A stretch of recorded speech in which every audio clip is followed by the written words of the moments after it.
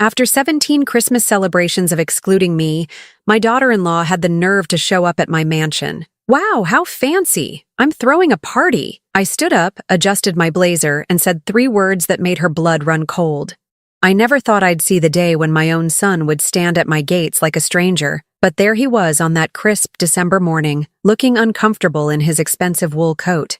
17 Christmases had passed since I'd last seen David's face, and now he stood behind my wrought iron gates like he was visiting a museum instead of his childhood home. But it wasn't David who made my blood run cold that morning. It was her. Samantha. She stepped out of their black Mercedes like she owned the world, her perfectly styled blonde hair catching the morning light, designer handbag swinging from her manicured fingers. After 17 years of systematically erasing me from my son's life, she had the audacity to show up at my Beacon Hill mansion wearing that calculating smile I remembered all too well. I watched them from my bedroom window on the 3rd floor, my hands trembling slightly as I gripped the silk curtains. At 72, I'd learned to control most of my emotions, but seeing them together after all these years brought back a flood of memories I'd worked hard to bury. My short white hair was perfectly styled as always, thinning now, but still meticulously maintained by my stylist every Tuesday morning. My brown eyes, sharp despite the tears that threatened to fall, had seen too much pain in recent years. I'd maintained my appearance through everything. The loneliness, the rejection, the sleepless nights wondering where I'd gone wrong as a mother. The December wind whipped through the bare branches of the oak trees lining my circular driveway, the same trees where David had built tree houses as a boy, where Charles had pushed him on the tire swing every summer evening after work. Now those trees stood like silent witnesses to what our family had become, broken, scattered, hollow. Rosa, my housekeeper of 20 years, appeared in the doorway behind me. Her dark eyes held the same protective concern they'd shown every Christmas morning when she'd found me sitting alone at the dining room table, staring at the empty chairs where my family should have been. "Mrs. Whitmore, there are people at the gate. They're asking to see you. I know who they are, Rosa." My voice came out steadier than I felt. "Open the gates." Rosa hesitated, her weathered hands clasping together. She'd witnessed my breakdown that first Christmas when David didn't call, had held me while I sobbed over the rejection letters I'd written and rewritten to grandchildren I'd never met. She knew exactly who was standing at those gates. "Are you sure, Senora? Maybe you should call Mr. Patterson first." Patterson was my attorney, a sharp man who'd helped me navigate Charles's death and the complexities of my business empire. "No, Rosa, it's time." I took my time getting ready, each movement deliberate and precise. I selected a navy blue blazer that had always been Charles's favorite, the one he'd said brought out my eyes when we'd first started dating 50 years ago. I paired it with the pearl necklace he'd given me for our 30th anniversary, each pearl a reminder of the love that had sustained me through everything until his death 5 years ago. If I was going to face the woman who'd stolen my son, I'd do it with every ounce of dignity I had left. My reflection in the antique mirror showed a woman who'd refused to surrender to age or circumstance. Yes, my hair was white and thin now, requiring careful styling to maintain any semblance of volume. Yes, the lines around my brown eyes spoke of years of worry and heartache, but my posture remained straight, my clothing impeccable, my makeup flawless. I'd built a real estate empire worth $50 million by never letting anyone see weakness, and I wouldn't start now. By the time I reached the front door, they were standing on my marble steps like they belonged there. David looked older, grayer around the temples, but still possessed the handsome features he'd inherited from his father. The sight of him made my chest tighten with a mother's love that 17 years of silence couldn't kill. He was 45 now, successful in his own right as a corporate lawyer, but standing next to his wife, he still looked like the uncertain little boy who'd once needed his mother's approval for everything. "Hello, Mother." His voice was formal, distant. The little boy who used to run into my arms every day after school was gone, replaced by this stranger who couldn't even meet my eyes. I noticed the way he stood slightly behind Samantha, as if seeking her permission even for this greeting. "David." I nodded, drinking in every detail of his face, memorizing features I'd only seen in newspaper photographs of his law firm's victories. Then I turned my gaze to her, Samantha. She beamed at me like we were old friends meeting for lunch, but I caught the calculating gleam in her green eyes. At 42, she'd maintained her figure and her beauty with the dedication of someone who understood that appearance was currency. Her designer coat probably cost more than most people made in a month. Her handbag was clearly Italian leather, and her jewelry sparkled with the kind of diamonds that spoke of serious money. "Margaret, you look." She paused, her eyes sweeping over me with the practiced assessment of someone evaluating competition. "Well, you look well." Her gaze then swept over my mansion's grand entrance, taking in the marble columns imported from Italy, the crystal chandelier visible through the doorway that had once belonged to a French chateau, the oil paintings lining the walls, original works by artists whose names appeared in museums. I could practically see the dollar signs dancing in her pupils as she calculated the value of everything in sight. "What brings you here after all these years?" I asked, keeping my voice level. Inside, my heart was hammering against my ribs so hard I wondered if they could hear it. Samantha stepped forward, her smile widening to show teeth that had clearly benefited from expensive dental work. "Well, we were just driving through the neighborhood, and David mentioned this beautiful home where he grew up. I said, 'Honey, we simply must stop by.' And when I saw this gorgeous place," she gestured dramatically at my home with movements that seemed rehearsed, theatrical. "Oh my goodness, it's absolutely stunning. So elegant, so spacious. It must be what, 8,000 square feet? 9,000, I replied curtly, watching as her excitement seemed to intensify with the larger number. "Even better. The architecture is just breathtaking. Is this original Victorian?" She craned her neck to admire the ornate moldings, the stained glass windows that cast colorful patterns across the marble foyer. "And that chandelier. It's absolutely magnificent." I remained silent, studying her performance. This wasn't casual admiration. This was a woman conducting an appraisal. "You know, Margaret," she continued, her voice taking on a conspiratorial tone, "I have to ask, would you ever consider hosting a Christmas party here?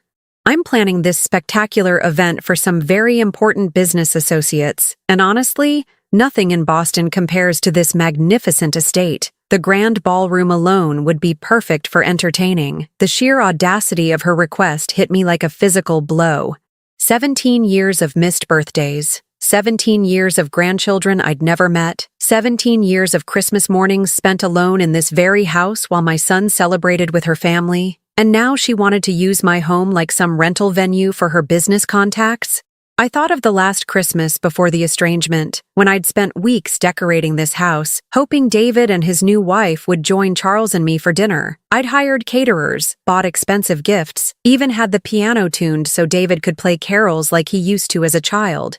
They'd canceled at the last minute, something about Samantha feeling uncomfortable with my expectations. After that, the invitations stopped coming. First, I wasn't invited to their New Year's party because it was just a small gathering. Then I was excluded from David's birthday celebration because Samantha thought it would be less complicated without me there. Within 2 years, I'd been completely erased from their social calendar, painted as the difficult mother-in-law who was too demanding and set in her ways. David shifted uncomfortably beside her, his hands fidgeting with his car keys, but he didn't speak up. He never did when it came to his wife.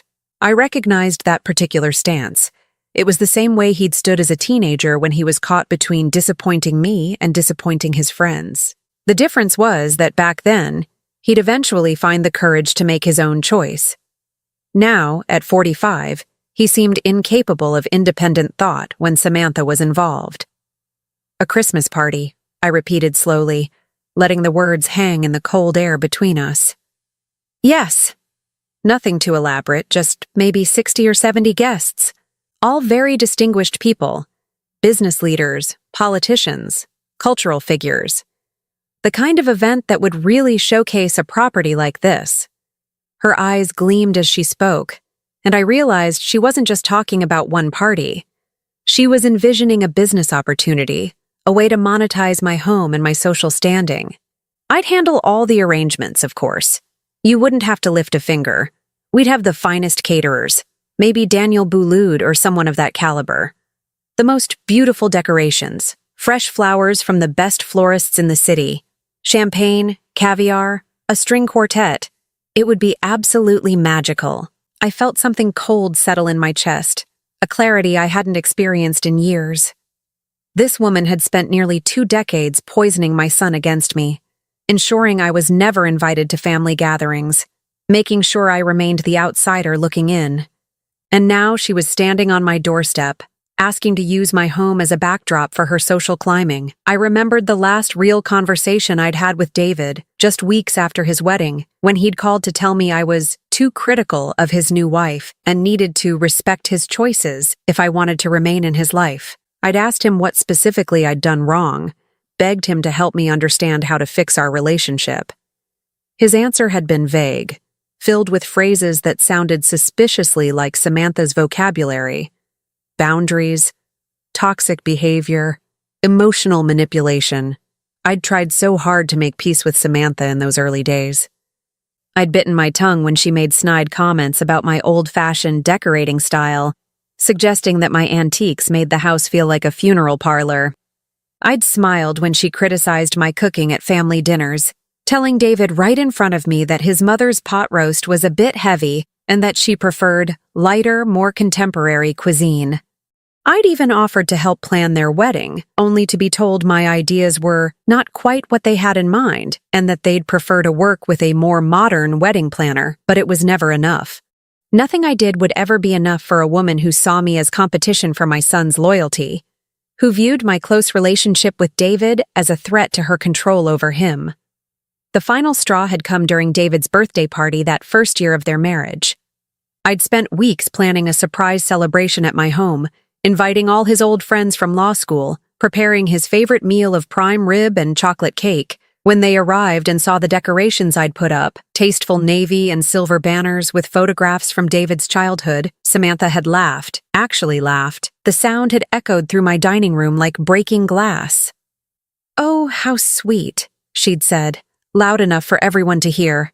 "It's like a little old lady's tea party. David, honey, your mother still thinks you're 12 years old." David had said nothing. He'd chosen his silence that night, and every night since. I'd watched the color drain from his face, seen the embarrassment in his eyes, but he'd offered no defense of me, no correction of his wife's cruelty. He'd simply stood there while his friends shifted uncomfortably and the party I'd worked so hard to create crumbled around us. That was the last time I'd tried to organize anything for my son. Within 6 months, I'd stopped receiving invitations to anything at all. Now, as I looked at this woman who'd systematically erased me from my own son's life, something inside me shifted.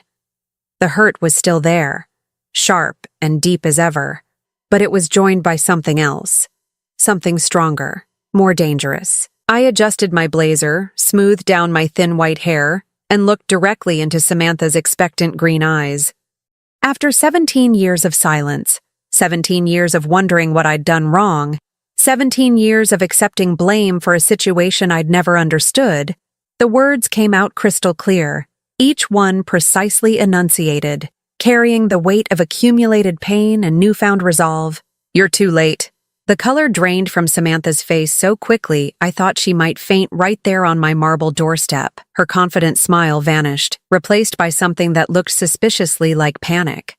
David's eyes widened in confusion, darting between his wife and his mother, clearly missing some crucial piece of information that Samantha understood all too well. I'm sorry?" she stammered, her polished composure cracking like cheap veneer. I smiled then, a smile that held no warmth whatsoever. No forgiveness, no grandmother's love. It was the smile I'd perfected in boardrooms when crushing competitors who'd underestimated the little old lady with the thinning white hair. "Oh, I think you understand perfectly, my dear." And in that moment, watching the fear creep into her eyes as David stood there looking more confused than ever, I realized that maybe, just maybe, it was time for Margaret Whitmore to stop being the victim in this story. The silence that followed my words stretched like a taut wire ready to snap. Samantha's face had gone from confident pink to ashen gray in a matter of seconds, while David looked between us with the bewildered expression of a man who'd walked into the middle of a foreign conversation. Mother, what are you talking about? David finally asked, his voice carrying the first hint of concern I'd heard from him in years. Too late for what? I kept my brown eyes fixed on Samantha, watching as she struggled to regain her composure. Her manicured hands were trembling now, clutching her designer purse like a lifeline. After 20 years of reading people in business negotiations, I could practically smell her desperation. Perhaps we should discuss this inside, I said, stepping back from the doorway. It's rather cold out here, and I suspect this conversation will take some time. Samantha looked like she wanted to bolt back to their Mercedes, but David was already moving toward the entrance. He paused at the threshold, his eyes taking in the familiar surroundings with an expression I couldn't quite read. The marble foyer where he'd slid in his socks as a child, the grand staircase where he'd posed for prom pictures, the family portraits lining the walls, everything exactly as he'd left it 17 years ago, preserved like a shrine to the son who'd disappeared from my life. The house looks exactly the same, he murmured, almost to himself. I never saw the point in changing what worked, I replied, watching as his gaze lingered on a photograph of him graduating from Harvard Law. Charles and I flanked him in the picture, our faces glowing with pride. Samantha wasn't in that photo. They hadn't met yet. Sometimes I wondered if that was why she hated reminders of David's life before her. We moved into the sitting room, where Rosa had already prepared tea service on the antique silver tray. She'd worked for our family long enough to anticipate these moments, though I suspected she'd never imagined it would involve the return of my prodigal son and his wife. David settled uncomfortably on the burgundy velvet sofa, where he'd once curled up with chicken pox while I read him stories. Samantha perched on the edge of a Queen Anne chair, her back rigid, her eyes darting around the room like she was calculating escape routes. Now then, I said, settling into my usual chair and smoothing my skirt with deliberate calm. You wanted to discuss hosting a Christmas party here, Samantha. How interesting that you should ask now, of all times. I don't understand what you mean by too late, she said, but her voice lacked its earlier confidence. If you're not interested in hosting a party, you could simply say so.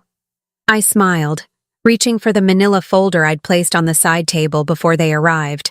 I'd been carrying it with me for weeks, waiting for the right moment. Apparently, that moment had finally come. Oh, but I think you do understand, dear. You see, I've been quite busy these past few months. When you reach my age and face certain realities, you begin to take care of unfinished business. I opened the folder slowly, savoring the way Samantha's eyes fixated on the documents inside. It's amazing what a good private investigator can uncover when given enough time and resources. David leaned forward, his lawyer instincts kicking in. Mother, what kind of investigation? The kind that reveals 17 years of lies, manipulation, and fraud. I pulled out the first document, a detailed financial report. Did you know, David, that your wife has been embezzling money from her own charity foundation? The one that supposedly helps underprivileged children access education? The color drained from David's face as he turned to look at his wife. Samantha, what is she talking about? Samantha's mouth opened and closed like a fish gasping for air. She's lying, David.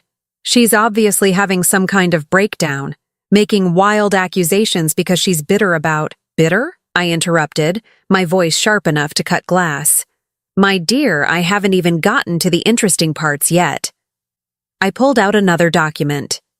Here's a copy of the police report filed last month by Mrs. Eleanor Harrison of Brookline. It seems someone has been using her deceased mother's social security number to open credit accounts. The address listed on those accounts? Your home, Samantha. David stood up abruptly, his face flushed. That's impossible. You're trying to destroy my marriage because you've never accepted— Sit down, David. The command in my voice was sharp enough to make him freeze. It was the same tone I'd used when he was 7 years old, and had been caught lying about breaking Mrs. Peterson's window with his baseball. And let me finish. Something in my expression must have convinced him, because he slowly sank back onto the sofa, his eyes never leaving his wife's face. The identity theft was just the beginning of what my investigator uncovered, I continued, pulling out more papers. There's also the matter of the insurance fraud, the mysterious fire at your summer cottage in Cape Cod last year that netted you quite a substantial payout. Funny thing about that fire, though. The accelerant residue patterns suggest it was deliberately set, and the insurance company is very interested in your husband's connection to the electrical contractor who declared the wiring faulty. Samantha shot to her feet, her composure finally cracking completely. You vindictive old witch! You can't prove any of this. Actually, I can. I remained seated, calm as still water. The contractor, Mr. James Mitchell, was quite cooperative once he understood the legal implications of insurance fraud. Amazing how quickly people become talkative when faced with federal charges. David's face had gone white as paper. Samantha, tell me she's lying. Tell me none of this is true. But Samantha was no longer looking at her husband. Her green eyes were fixed on me with pure hatred, the mask of sweetness finally stripped away to reveal the calculating predator beneath. What do you want? She hissed. Now we're getting somewhere. I closed the folder and set it aside. What I want, my dear daughter-in-law, is quite simple. I want my son back. I want to meet my grandchildren. I want the 17 years you stole from me. That's impossible, David whispered, but he was staring at his wife with dawning horror. The charity embezzlement. Samantha, please tell me you didn't. Oh, but there's more, I said softly. David, do you remember your friend Marcus Thompson from law school? The one who died in that car accident 3 years ago? Of course I remember Marcus. What does he have to do with anything? Marcus came to see me before he died. He was worried about you, about your marriage. He'd noticed some irregularities in your behavior, your finances. He suspected your wife was drugging you. The words hung in the air like a bomb waiting to explode. David's head snapped toward Samantha, his eyes wide with disbelief. That's ridiculous, Samantha stammered, but she was backing toward the door. Marcus was drunk half the time. Everyone knew he had problems. Benzodiazepines, I said calmly. Small doses, administered regularly, not enough to cause obvious symptoms, but sufficient to cause memory problems, confusion, compliance. Marcus recognized the signs because his ex-wife had done the same thing to him during their divorce proceedings. David's hands were shaking now, the headaches, the memory gaps. You said it was stress from work. It was stress, Samantha said desperately. David, you can't believe this. She's trying to turn you against me because she's jealous. She's always been jealous that you chose me over her. But I wasn't finished. I reached into the folder one more time and pulled out the final document, the one that would change everything. There's one more thing, David, something I discovered just last week. I held up a medical report, my hands steady despite the gravity of what I was about to reveal. I have pancreatic cancer, stage 4. The doctors give me 6 months. Perhaps 8 if I'm lucky. The silence that followed was deafening. David's face crumpled as if I'd physically struck him, and for a moment, I saw the little boy I'd raised, the son who'd once told me he'd take care of me when I got old. No, he whispered. No, that can't be true. You look fine. I look exactly as I've always looked, because I refuse to surrender to this disease without a fight. But the fact remains, I'm dying, David. And I refuse to die without knowing my grandchildren, without seeing my son one last time without her poison between us. Samantha was edging toward the door, her face a mask of panic, but David wasn't paying attention to her anymore. He was staring at me with tears streaming down his face. Why didn't you tell me? Why didn't you call?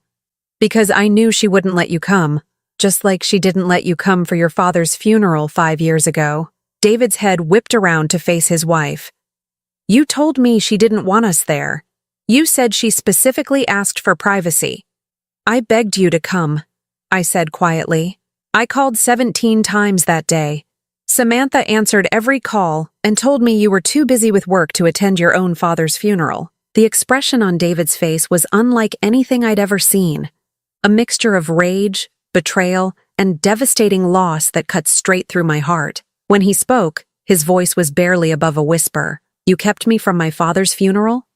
Samantha was pressed against the door now, her escape route blocked by Rosa, who had appeared silently in the doorway like a guardian angel. David, please, let me explain. Samantha started, but her husband was already standing, his tall frame trembling with fury. 17 years, he said, his voice growing stronger with each word. 17 years of telling me my mother didn't want to see me. 17 years of making me believe I was protecting our family from her interference. And all this time, I finished softly, you were protecting her from the consequences of her choices. David turned to face me fully, and for the first time in nearly 2 decades I saw my son clearly, not the puppet Samantha had created, but the man Charles and I had raised, the one with integrity and honor and love. Mom, he said, the word breaking on his lips. Oh God, Mom, what have I done? The word Mom hung in the air between us like a bridge spanning 17 years of pain. I watched my son's face crumble as the full weight of his wife's betrayal crashed down on him, and despite everything, despite the years of silence, the missed holidays, the grandchildren I'd never held, my heart broke for him. David, I said softly, rising from my chair with the grace I'd maintained even as cancer slowly consumed my body. You didn't know. How could you have known? But he was shaking his head, tears streaming down his face with an anguish that reminded me of the little boy who'd once cried in my arms after his first pet died. I should have known. I should have questioned it when you stopped calling, when you never tried to see us. That wasn't the mother who raised me. Samantha was still pressed against the door, but I could see her mind working frantically, searching for an escape route that didn't exist. Rosa remained in the doorway like a sentinel, her dark eyes filled with the protective fury of someone who'd watched me suffer in silence for too many years. David, please, Samantha tried one last time, her voice taking on the manipulative sweetness that had fooled him for so long. You can't believe her. She's sick, clearly confused. These accusations are absurd. Enough! David's voice cut through her words like a blade. When he turned to face his wife, I saw a transformation that took my breath away. Gone was the uncertain man who'd stood on my doorstep an hour ago, replaced by someone who looked remarkably like his father when Charles had been defending a client he believed in. I want to see the evidence, all of it. I handed him the folder, watching as he methodically examined each document with the practiced eye of a seasoned attorney. The insurance investigator's report on the Cape Cod fire, the financial records showing systematic theft from the children's charity, the credit reports bearing Eleanor Harrison's mother's name. Each page seemed to age him another year, but also to sharpen his focus. The drugs, he said without looking up from the papers. How long have you suspected? Marcus came to me 8 months before he died, I replied, settling back into my chair as a wave of fatigue threatened to overwhelm me. The cancer treatments had left me weaker than I cared to admit, but I'd hidden it well behind designer blazers and carefully applied makeup. He was convinced someone was tampering with your food or drinks. He'd done research after his own experience and noticed the signs, the memory lapses, the unusual compliance with demands you would normally have questioned, the way you seemed to lose your edge in court for a while there. David's head snapped up. The Kellerman case. I lost the Kellerman case because I couldn't remember key details of the testimony. I thought I was having a breakdown. You weren't having a breakdown, sweetheart. You were being systematically poisoned by the woman who claimed to love you. Samantha let out a sound that was half laugh, half sob. This is insane. You're all insane. David, we've been married for 18 years. We have 2 children together. Are you really going to throw all of that away because your bitter old mother has convinced herself I'm some kind of criminal mastermind? 2 children I've never met, I said quietly, the words carrying more pain than any scream could have conveyed. Emma and James, 15 and 13 years old. Emma plays violin and wants to be a veterinarian.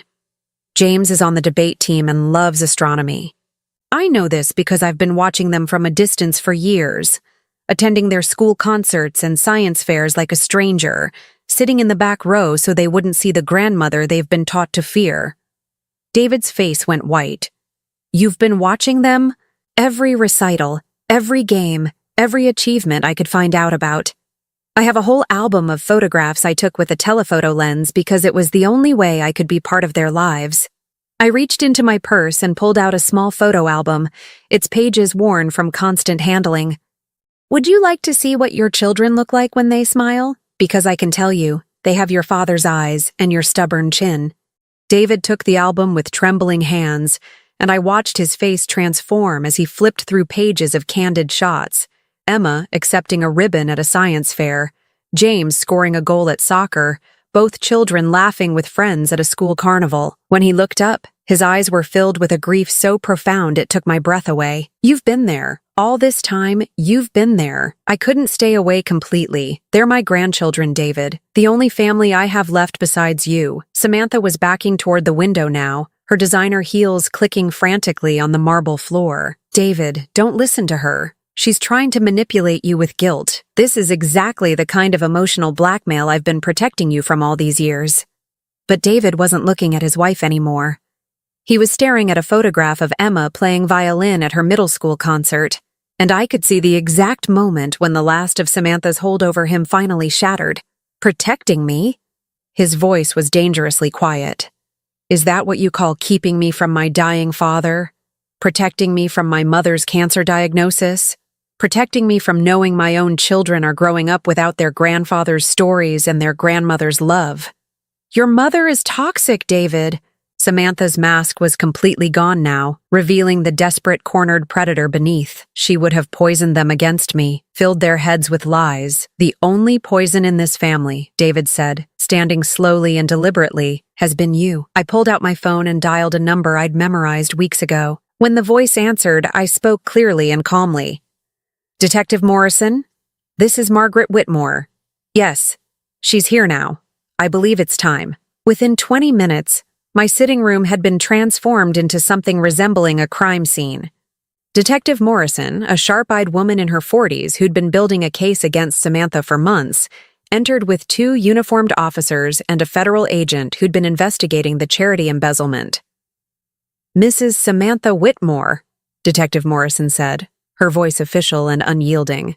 You're under arrest for embezzlement, insurance fraud, identity theft, and conspiracy to commit fraud. You have the right to remain silent. As the handcuffs clicked around Samantha's wrists, she turned to David with one final, desperate appeal. David, please, think about our children. Think about what this will do to them. I'm their mother. David looked at his wife, really looked at her, for what I realized might be the first time in years. When he spoke, his voice was steady and resolved. A mother protects her children. A mother doesn't steal from charities that help other children.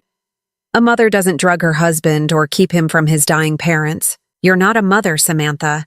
You're a criminal who happened to give birth. As they led her away, Samantha's composure finally cracked completely. You'll regret this, David. Both of you. When I get out, I'll make sure you never see those children again. I'll tell them their father chose a bitter old woman over their mother. Actually, Detective Morrison said, pausing at the door, given the severity of the charges and the federal involvement, you're looking at 15 to 20 years minimum. I don't think you'll be in a position to make threats for quite some time. The door closed behind them, leaving David and me alone in the sudden, profound silence. He sank back onto the sofa, his head in his hands, and for several minutes neither of us spoke. Rosa appeared with fresh tea and quietly withdrew, understanding that some moments require solitude. 17 years, David finally whispered. God, Mom, 17 years of my life, of their lives. How do I even begin to make this right? I moved to sit beside him on the sofa, close enough to touch but not quite daring to cross that final bridge. We start with the truth. We tell Emma and James who their grandmother is and why I've been absent from their lives. We let them decide if they want to meet me. They'll want to meet you, he said with more certainty than I'd heard in his voice since he'd arrived. They've been asking about you for years. I kept telling them you were too busy, that you lived far away, that you weren't interested in being a grandmother. I thought I was protecting them from rejection. The irony of it cut deep. Both of us had been protecting each other from imagined rejection, while Samantha orchestrated our separation like a conductor leading a symphony of destruction. There's something else, I said, reaching for his hand for the first time in nearly 2 decades. His fingers were warm and familiar, still bearing the small scar on his knuckle from when he'd fallen off his bike at age 8. The house. My will. Everything I own. I've left it all to you and the children.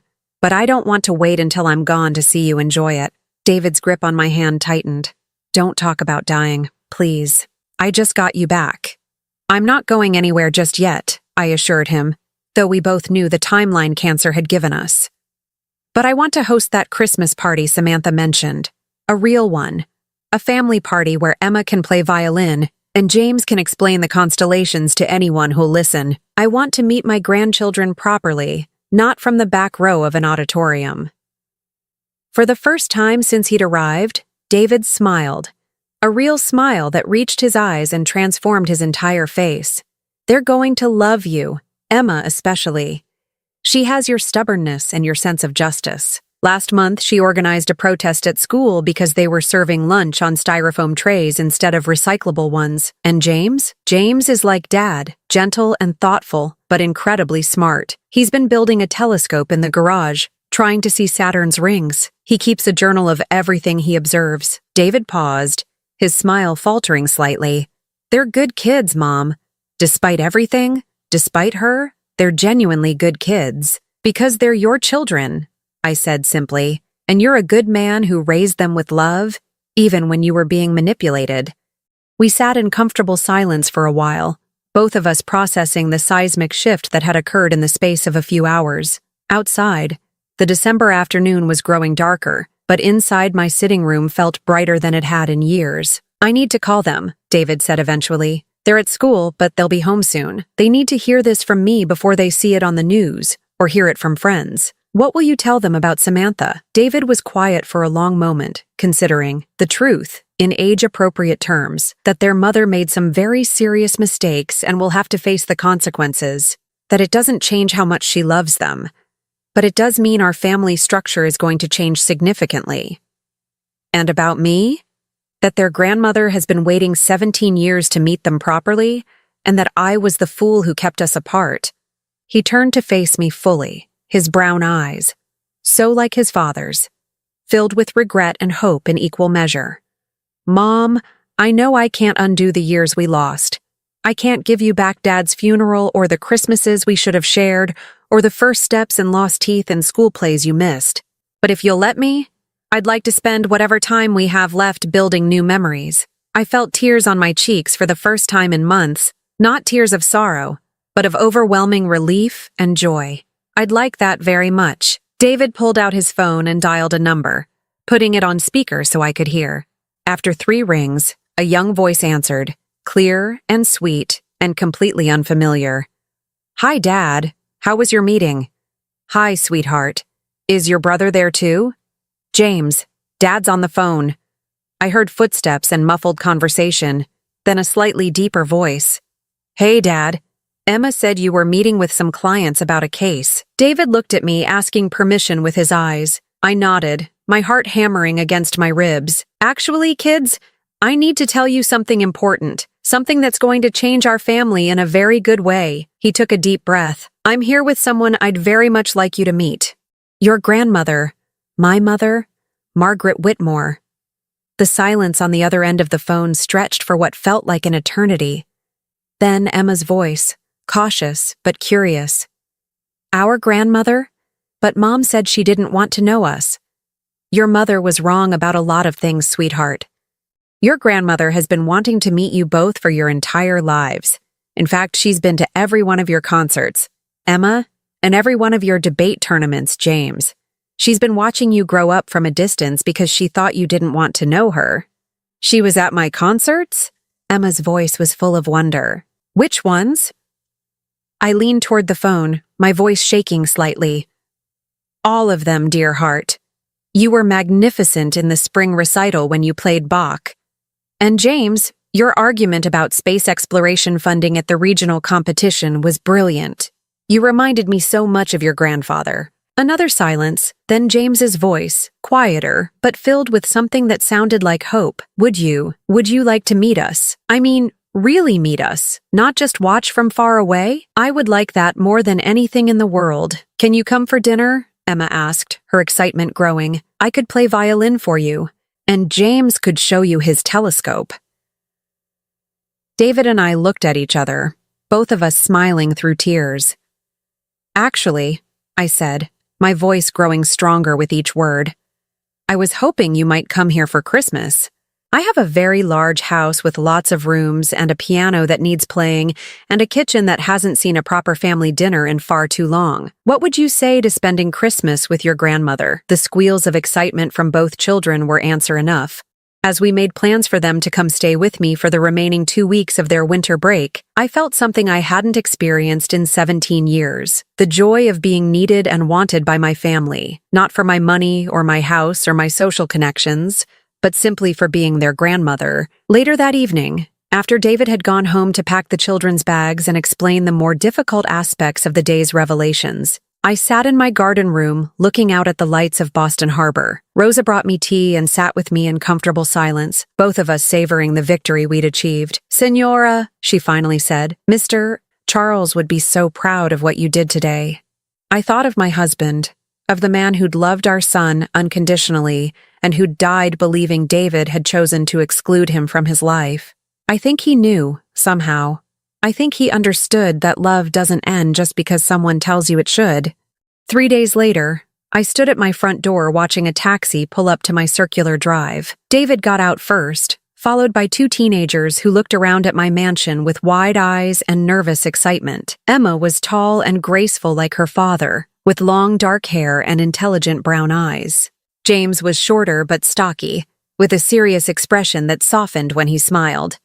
When they reached my front steps, I didn't wait for formal introductions. I opened my arms, and after a moment's hesitation, both children stepped into them. For the first time in 17 years, I held my grandchildren, breathing in the scent of their hair and feeling their warm, solid reality against my chest. "Welcome home," I whispered, and meant it with every fiber of my being. The Christmas we celebrated that year was everything I'd dreamed of and more. Emma played violin in my music room while James set up his telescope on the roof terrace to show me Saturn's rings. We decorated the tree together, cooked traditional family recipes, and told stories about their grandfather that made them laugh and cry in equal measure. On Christmas morning, as I watched my grandchildren tear through presents with the enthusiasm of teenagers finally free to love their grandmother without permission, I felt a peace I hadn't known was possible. The cancer was still there, still counting down my remaining days, but for the first time in years, those days felt precious rather than merely numbered. "Grandma," Emma said, looking up from the professional violin case I'd given her, "will you teach me to play the song Grandpa used to love? Dad said you used to play piano together." "The way you look tonight," I said, my voice thick with emotion. "Of course, sweetheart. We have all the time in the world." And sitting there in my living room, surrounded by the family I'd thought was lost forever, I realized that sometimes the greatest victories come not from what we gain, but from what we refuse to lose. I had my son back. I had grandchildren who would know my love and carry my stories forward. I had Christmas mornings and violin lessons and telescope observations and all the ordinary magic that makes a family complete. Samantha could take her hatred to prison with her. I had everything I'd ever truly wanted, and no one, not disease, not time, not the woman who'd tried to destroy us, could take that away from me now. The old Margaret Whitmore, the victim who'd spent 17 years wondering what she'd done wrong, was gone. In her place stood a grandmother, a matriarch, a woman who'd fought for her family and won. And it was enough. More than enough. It was everything.